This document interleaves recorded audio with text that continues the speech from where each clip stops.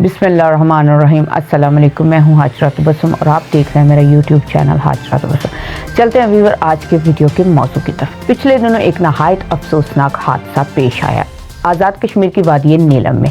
बर्फानी तोदे गिरने से बेशुमार घर मिसमार हुए और इंसानी जानों का ज़ियाद भी हुआ। ये मौसमियाती तब्दीली हर साल सर्दियों में शदीद बर्फबारी होती है और हर साल रास्ते बंद होते हैं।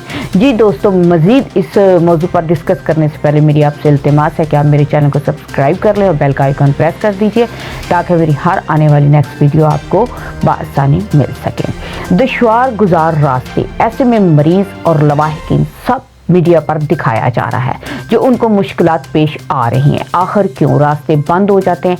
इन इलाकों में बसने वाले लोगों के पास वोट लेने तो सियासतदान चले जाते हैं मगर उनके मसाइल हल करना भूल जाते हैं। उनकी बुनियादी सहूलियात, सेहत के मराकज़ हर गांव में दिए जाने चाहिए ताकि उनको शदीद बर्फबारी में मरीज उठाकर बर्फ से गुजर कर हॉस्पिटल या दूर दराज इलाकों में ना आना पड़े।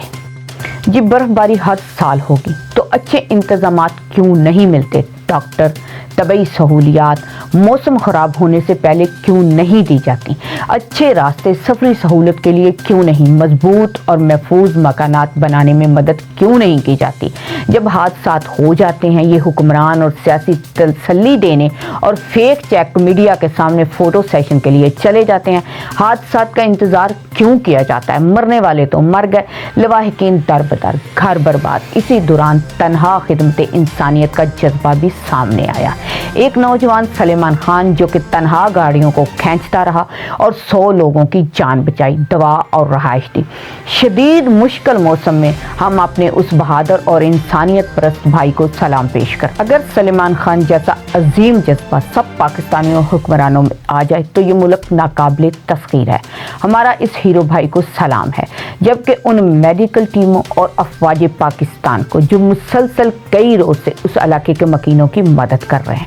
हुकूमत से इल्तिमास है कि खुदारा इस मौसम में नुकसान हो गया है, क्या तब्दीली सरकार अगले साल वादी नीलम, कश्मीर और बाकी बर्फानी मौसम ज़दा इलाकों के लिए कोई सहूलत फराहम करेगी या फिर अगले साल एक नए हादसे के मुंतज़िर रहें लोग? ये बेहिसी हुक्मरानों की और अवाम की तजलील कब रुकेगी?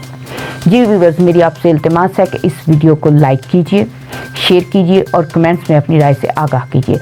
इसके अलावा मेरे चैनल को सब्सक्राइब कर लें और बेल का आइकन प्रेस कर लीजिए ताकि मेरी हर आने वाली नेक्स्ट वीडियो आपको बआसानी मिल सके। बहुत शुक्रिया।